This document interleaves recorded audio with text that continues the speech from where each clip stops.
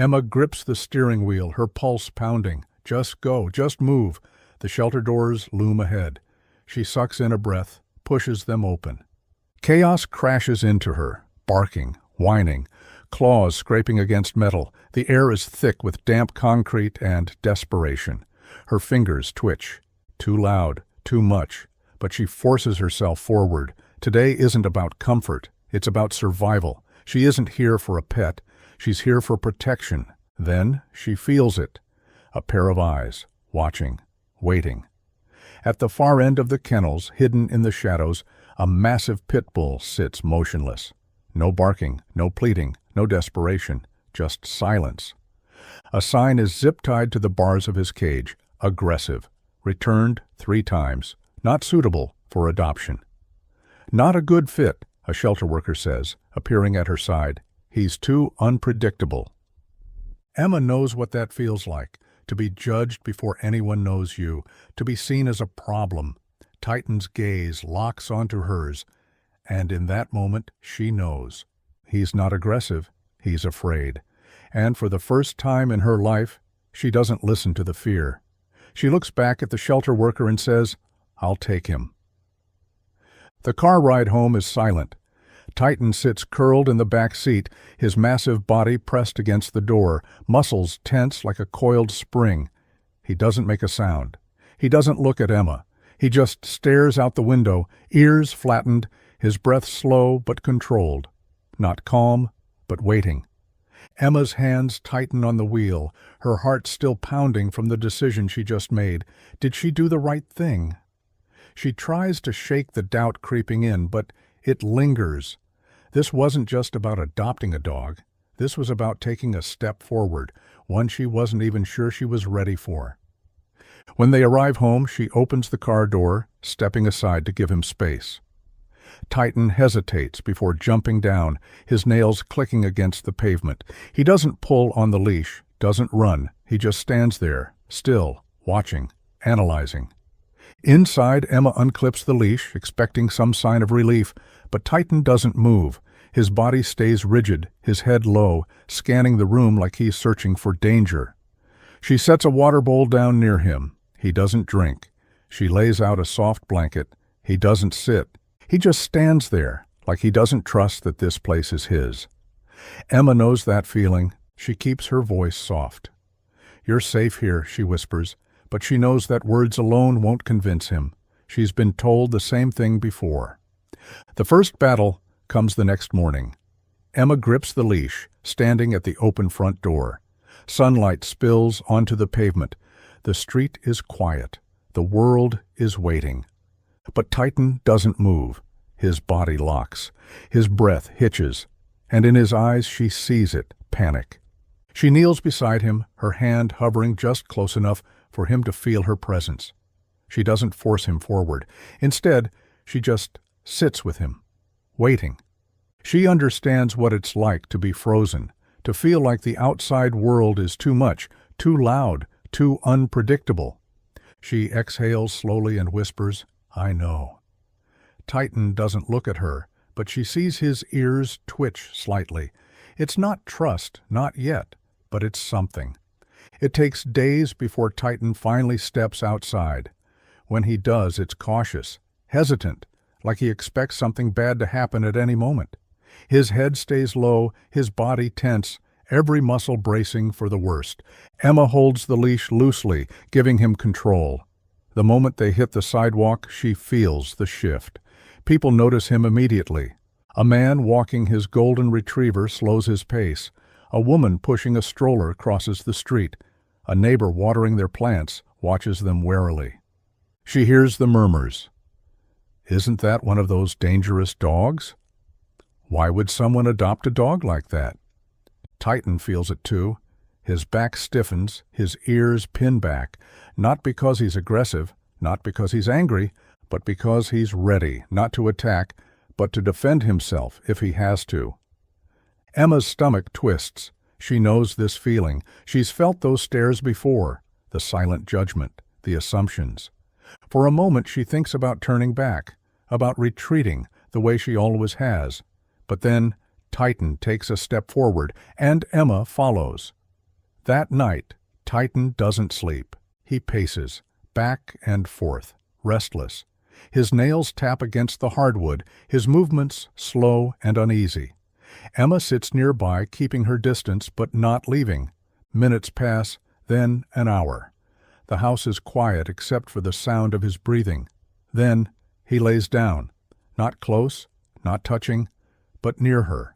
A small thing, almost nothing. But to Emma, it's everything. She exhales, relief settling into her bones. It's not trust yet, but it's the start of something. Mornings are still quiet. Titan doesn't rush to greet Emma when she wakes up. He doesn't wag his tail or seek affection. He stays curled on his bed in the corner, eyes half open, always watching, always waiting. Emma doesn't push him. She moves through her routine carefully, mindful of his space. When she makes breakfast, she places his bowl down without a word. When she reads on the couch, she leaves a spot open beside her, but he never takes it. But he doesn't flinch anymore when she moves too quickly. And that's something. She knows better than anyone. Progress doesn't happen overnight. The walks are still difficult. Every time they step outside, Titan's body goes rigid, his eyes darting, scanning for a threat only he can see. Emma keeps the leash loose, careful not to hold him too tightly. He needs to feel in control. At first, they don't get far. Some days, they barely make it past the front yard before Titan's anxiety becomes too much, and they turn back. Other days, they push a little further. Then comes the real test. A car door slams down the street. Titan whirls around, his entire body tensing. His ears flatten, his tail stiffens. A deep, guttural growl rumbles in his throat. Emma's heart kicks up. She feels the shift. Titan isn't scared right now. He's ready to fight. She doesn't yank the leash. She doesn't scold him. Instead, she kneels beside him, her voice steady. "Hey, it's okay." Titan's chest heaves. His muscles remain tight, but his ears flick toward her voice. She doesn't pull him forward. She doesn't make him move. She just waits. The tension in his body finally unwinds, just a little. And when they start walking again, he doesn't check over his shoulder as much. One night, as Emma sits on the couch, she feels it, a presence, close. She doesn't move, barely breathing as she glances down. Titan is lying near her feet, not pressed against her, not touching, but close enough to mean something. A lump rises in her throat. He's letting her in. The next walk is different. They make it down the block without stopping. No hesitations, no freezing in place. Titan still walks stiffly, still scans his surroundings, but there's something else now. He glances up at Emma, just once, just long enough to check in. She exhales a breath she didn't realize she was holding. He's starting to trust her, and for the first time she realizes she's trusting him too. The night air is crisp as Emma and Titan walk home. The street lights flicker, casting long shadows across the pavement. Titan walks beside her, steady, confident, different.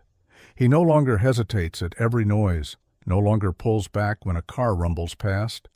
Emma's heart feels lighter than it has in years. She's walking in the dark and she isn't afraid. But then she hears footsteps behind them, close. Emma's pulse spikes. She doesn't turn around, but she can feel it. Someone is following them. Her breath quickens. Her mind starts spinning. Is it real or just anxiety? The footsteps speed up. Too close now. Definitely real. Emma tenses. Her throat goes dry. She needs to move. She needs to run. Then Titan freezes, not in fear, not in hesitation, in command. He steps between Emma and the approaching figure, his stance firm, his head high. He doesn't growl. He doesn't lunge. He just exists in the space between them like a silent wall. Emma finally turns, her heart hammering. The man freezes mid-step. His eyes flick to Titan. His body stiffens. Then, without a word, he crosses the street and disappears into the night. Emma exhales shakily, realizing she had been holding her breath. Titan stays in place, unmoving, unwavering, like he was always meant to stand there, to keep her safe. For the first time in her life, she doesn't feel small. She doesn't feel powerless. She looks down at Titan, her voice barely a whisper. "Thank you." He doesn't react at first, but then his tail wags. Just once. Just enough. The next morning, Emma wakes to a strange feeling, calm. For the first time in a long time, she isn't jolted awake by racing thoughts or a sinking dread in her chest. Instead, she blinks against the soft light, filtering through her curtains, stretches, and swings her legs over the side of the bed. And stops. Titan is there. Not in the corner, not watching her from a distance, but right beside her bed, his massive body curled loosely, his breathing steady, as if standing guard all night, as if this is where he belongs. Emma's throat tightens. For weeks he's been near, but never this close, never this trusting. She exhales slowly, lowering her hand to the floor near him. Titan stirs, his ears twitching.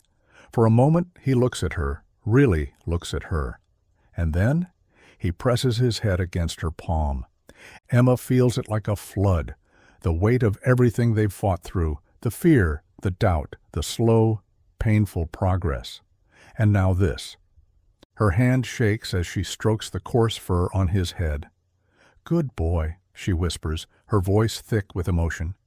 Titan closes his eyes. He believes her. From that day on, everything changes. Titan no longer shrinks back at sudden noises. His tail wags, really wags, when Emma clips on his leash for walks. When they pass strangers on the street, he doesn't tense anymore. And for the first time ever, he lets someone else pet him. It happens at the park. A little girl with pigtails and a fearless smile reaches out, her tiny hand open. Emma's breath catches in her throat, ready to step in, to stop her, to explain. But Titan doesn't flinch. He doesn't pull away. He just stands there, eyes soft, body relaxed. And then his tail moves, a slow, tentative wag. Emma feels something in her chest crack wide open. Titan wasn't just learning to trust, he was learning to love. The final test comes one evening when Emma walks Titan down a busy street. The sidewalk is crowded, the air buzzing with voices and car horns. This would have sent him into a panic weeks ago. But tonight, Titan walks tall. His head is up, his steps even, his tail loose and easy. They pass a couple who glance at him, wary. Emma hears the whisper, the same words she's heard 100 times before. "Aren't those dogs dangerous?"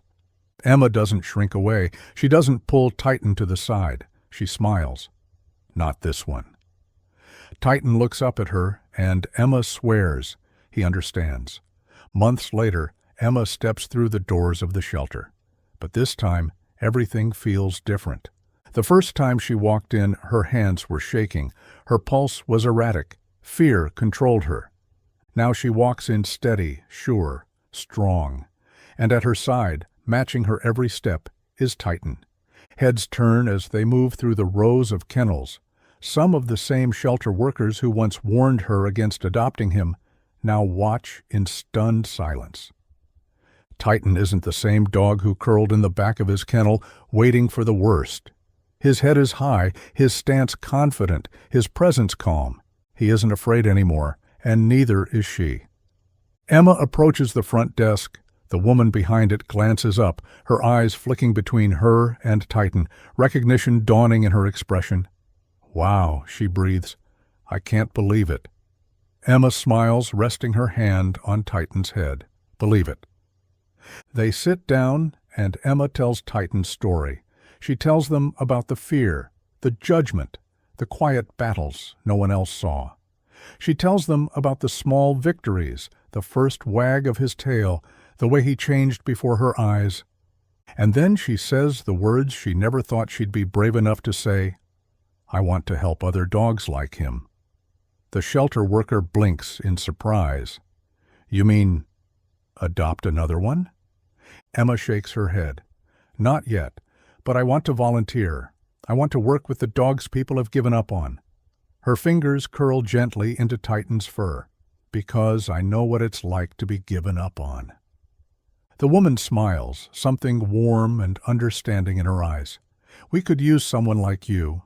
Titan exhales, shifting slightly to lean against Emma's leg. And just like that, a new journey begins. Titan's story spreads beyond the shelter. People hear about the dog who was supposed to be unadoptable, the dog who went from terrified and misunderstood to calm, steady, and safe. And people start rethinking what they believe about dogs like him. Other shelters begin reassessing their policies. Dogs who were once labeled too difficult are given second chances. And then something unexpected happens. Emma receives a message from someone she's never met, a woman who saw Titan's story and felt something shift inside her. She has anxiety too. She's been afraid of the world, afraid to take the next step. But now, for the first time, she's thinking about adopting a dog. Because maybe, just maybe, a dog like Titan could help her too. Emma stares at the message for a long moment, and her heart swells. What did you think about Emma and Titan's journey? Maybe you felt like the world had already made up its mind about you before you had a chance to prove yourself. Or maybe you know what it's like to be afraid to take the next step, not because you didn't want to, but because you weren't sure if you could. Titan wasn't dangerous, he wasn't broken, he was just waiting for someone to believe in him. And Emma? She wasn't weak, she wasn't incapable, she just needed a reason to believe in herself. They didn't save each other, they grew together. Because sometimes the ones we save end up saving us too. If this story resonated with you, don't forget to like, subscribe, and turn on notifications so you don't miss the next one. Thank you for watching, and I'll see you in the next one.